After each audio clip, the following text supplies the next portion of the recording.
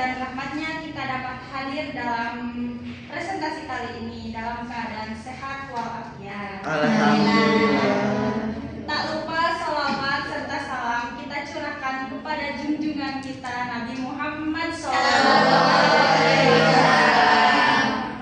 Mari langsung saja mohon izin kepada Ibu Siti Fitrianti SPD MPD selaku dosen pengampu mata kuliah Bahasa Indonesia yang telah memberikan kesempatan kepada kami. Kami dari kelompok 4 akan mempresentasikan tentang laporan penelitian. Apa sih laporan penelitian itu? Ada yang tahu nggak? Tidak. Jadi sebelum itu saya Aura Devina selaku moderator dengan rekan saya Alhamdulillah Arsidafa.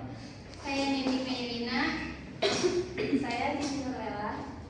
Di sini kita akan mempresentasikan tentang laporan penelitian. Laporan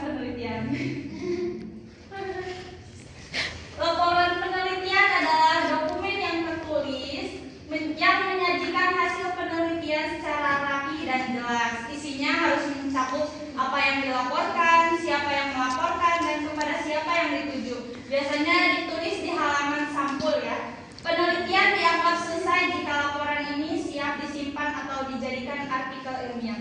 Oke, kepada pemateri pertama disilakan.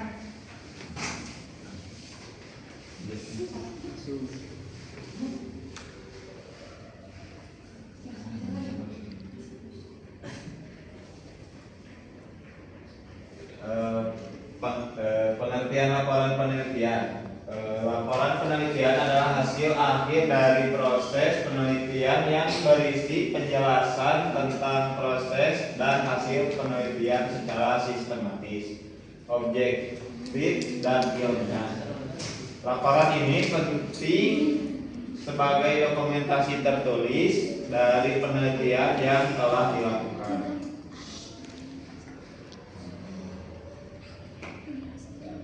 Tujuan laporan dan penelitian.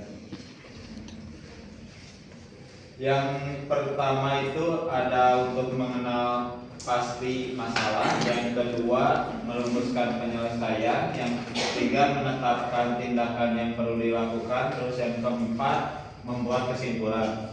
Untuk mengenal pasti masalah, dalam penulisan laporan penelitian yang dibuat harus bisa membuat pembaca atau penulis benar-benar mengenali bahan yang dibahas.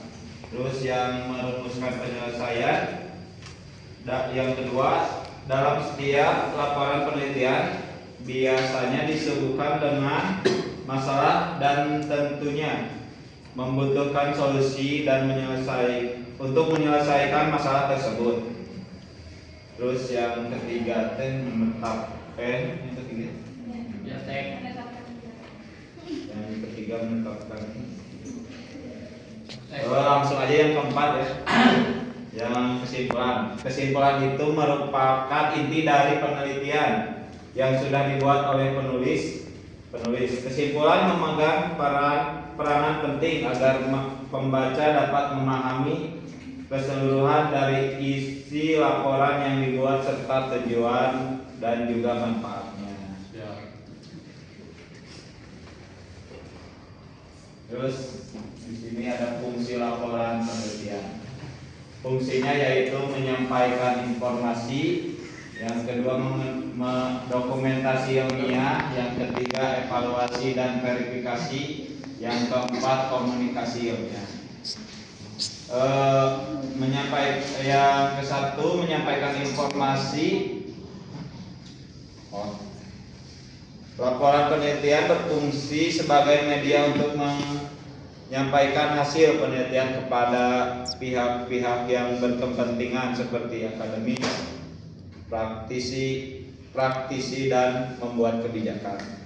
Terus yang kedua, dokumentasi ilmiah adalah berfungsi sebagai dokumentasi tertulis yang dapat dijadikan referensi untuk penelitian selanjutnya atau pengembangan ilmu pengetahuan. Yang ketiga evaluasi dan verifikasi. Laporan memungkinkan pembaca untuk memahami metode dan hasil penelitian sehingga dapat memverifikasi keabsahan dan reliabilitas.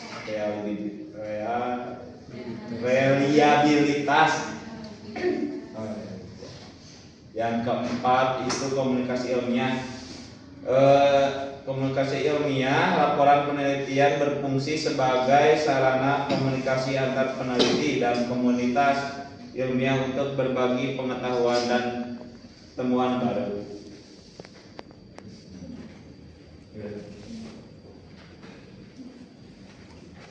Terima kasih kepada pemateri pertama yang sudah menyampaikan sedikit materi tentang pengertian, tujuan laporan penelitian dan fungsi laporan penelitian. Selanjutnya yaitu pemateri kedua tentang struktur laporan penelitian. Dipersilakan.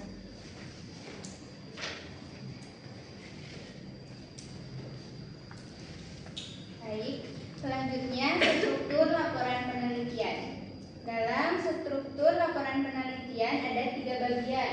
Ada bagian awal, bagian inti, dan bagian akhir. Di bagian awal ada halaman judul, halaman pengesahan, halaman persetujuan, abstrak, kata pengantar, daftar isi, daftar gambar, dan daftar tabel.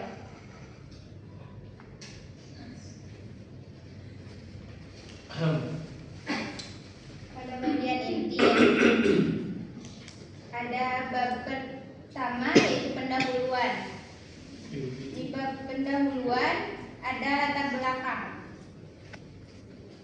belakang, terus perumusan masalah, tujuan penelitian, ruang lingkup dari batasan masalah, manfaat penelitian.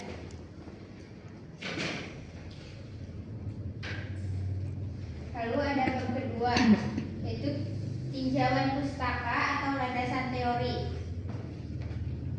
Landasan teori atau tinjauan pustaka memuat hasil penelitian sejenis terdahulu yang menginspirasi atau melandasi pelaksanaan penelitian ini, dan juga mengulas landasan teoritik yang berhubungan dengan penelitian yang akan dilakukan. Pada bab ketiga ada metodologi penelitian. Bagian ini menguraikan langkah-langkah penyelesaian masalah. Langkah-langkah ini harus disesuaikan dengan fokus permasalahan penelitian. Bab keempat, hasil dan pembahasan. Bagian ini menyajikan hasil-hasil yang diperoleh dan cara pencapaiannya. Uraian harus komprehensif namun tetap ringkas dan padu. Pembahasan hasil penelitian meliputi kelebihan dan kekurangan serta pengujian. Bab kelima, kesimpulan dan saran.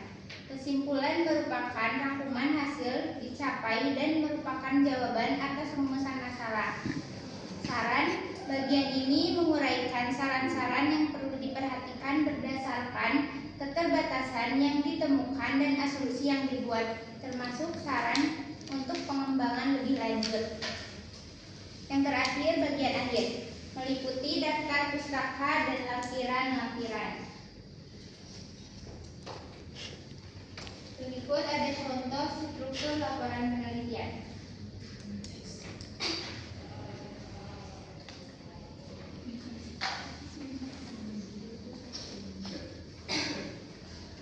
Di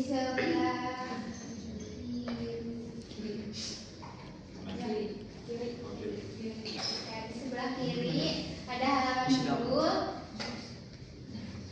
lalu pengesahan, persetujuan, dan abstrak.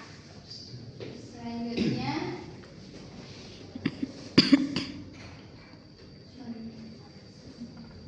di sebelah kiri ada kata pengantar, daftar isi, daftar tabel, dan daftar grafik.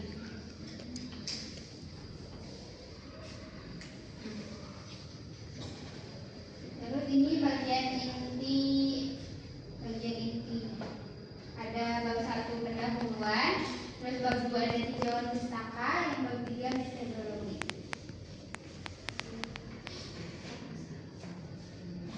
Bab keempat hasil dan pembahasan, dan yang terakhir bab 5 kesimpulan dan saran. Di bagian akhir ada daftar pustaka dan lampiran. Sekian dari saya, terima kasih.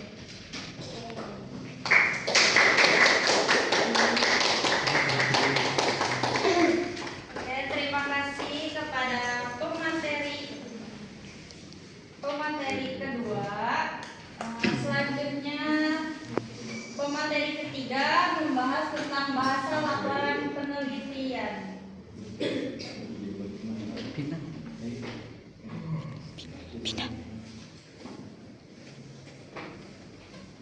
Saya persilakan.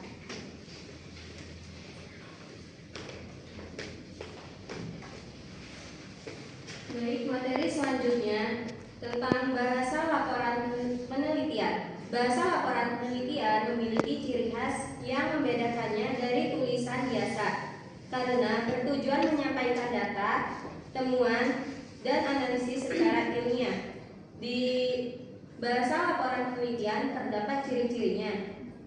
Ciri-cirinya ada 6 bagian. Bagian yang pertama, bahasa baku. Bahasa baku contohnya seperti menggunakan kaidah EYD atau PUEBI dan menghindari bahasa sehari-hari, slang atau istilah tidak resmi.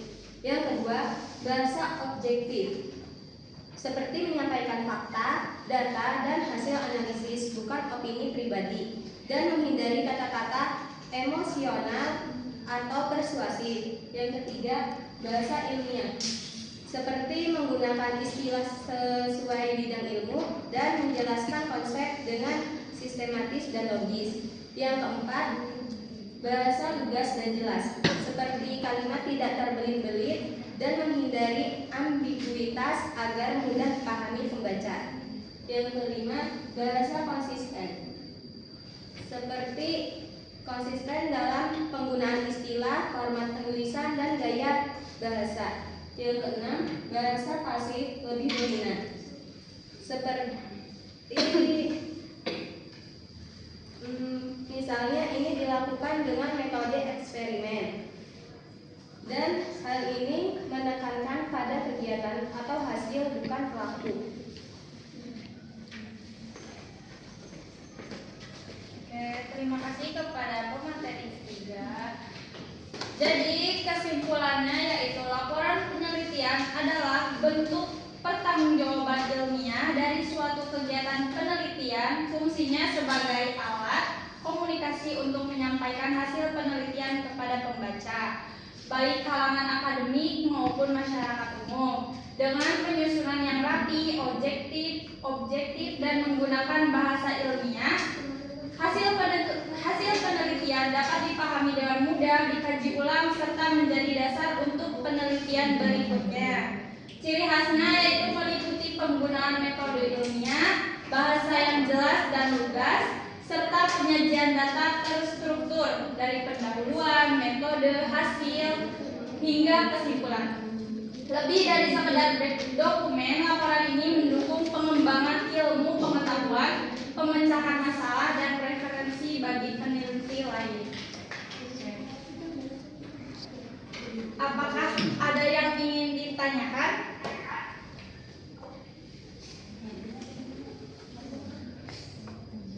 Siapa yang mau bertanya? Dapat. Satu-satu. Maksimal 2 orang lah. Yuk. Oke, boleh silakan. Perkenalkan, nama saya Rian Syarif Madjani, NPM 252153111106. Mau bertanya, kan tadi teh ada abstrak ya di situnya.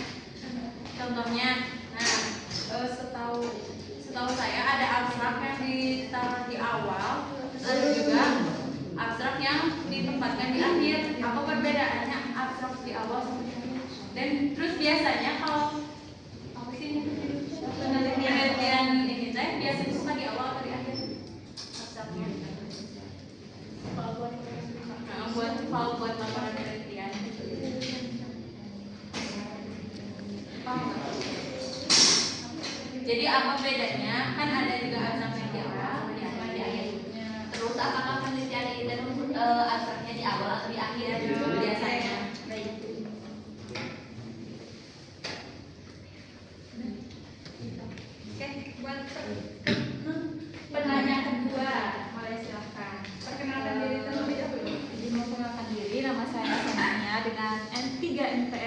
akhir 090. Nah, yang ingin saya tanyakan itu di bagian struktur laporan penelitian, di mana pada bagian awal itu ada halaman pengesahan sama halaman persetujuan. Nah kan kalau itu tuh untuk meraih derajat sarjana gitu, sama pokoknya itu untuk di dunia perkuliahan kan ya, yang hasil pengesahan halaman pengesahan sama persetujuan. Nah kalau misalkan di luar dunia perkuliahan emang kita perlu halaman pengesahan sama persetujuan juga kalau di luar dunia perkuliahan gitu.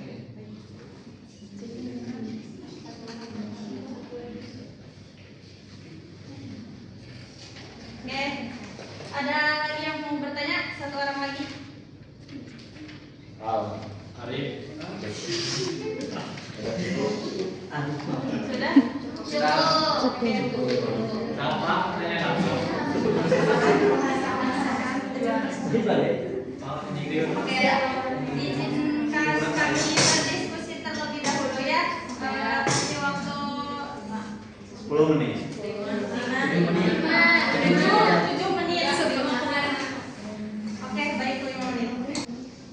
Ya, tadi untuk pertanyaan pertama oleh Riri ya. Riri, terus pertanyaannya kan ada abstrak yang di awal dan di akhir. Apakah laporan penelitiannya ini abstraknya di awal atau di akhir? Itu maksudnya sama apa perbedaannya? Perbedaannya. Oke, yang pertama akan dijawab oleh Nindi.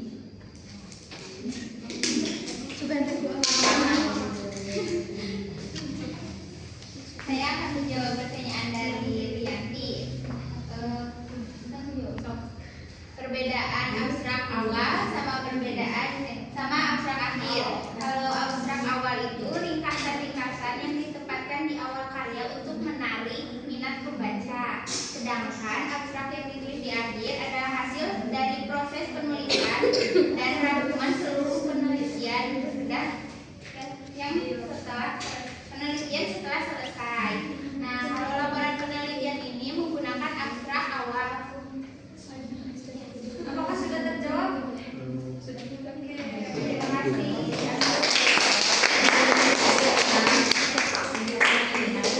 Pertanyaan kedua oleh Sania ya. Pertanyaannya, kalau di luar perkuliahan apakah perlu ada halaman pengesahan sama halaman persetujuan? Nah, kalau misalkan di luar perkuliahan itu gak apa-apa nggak ada pengesahan sama persetujuan juga kan, karena itu termasuknya formal ya. Nah terus pasti kalian bertanya-tanya, kalau misalkan nggak ada pengesahan sama persetujuan apakah masih bisa disebut laporan penelitian? Nah kalau misalkan tidak ada pengesahan sama persetujuan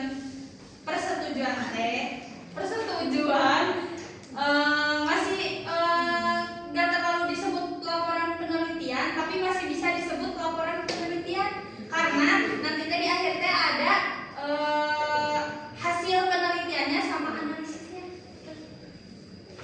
Apakah sudah menjawab? Apakah sudah Jadi pengesahan sama persetujuan itu harus atau nggak usah? kalau misalkan tergantung itunya. Kalau misalkan kayak di perkuliahan pasti kan disuruh sama dosen ya. Nah itu mah harus. Tapi kalau misalkan keinginan sendiri biasanya ya.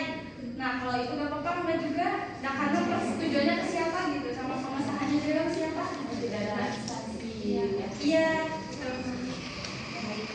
Apakah sudah terjawab? Iya. Oke. Karena pertanyaan sudah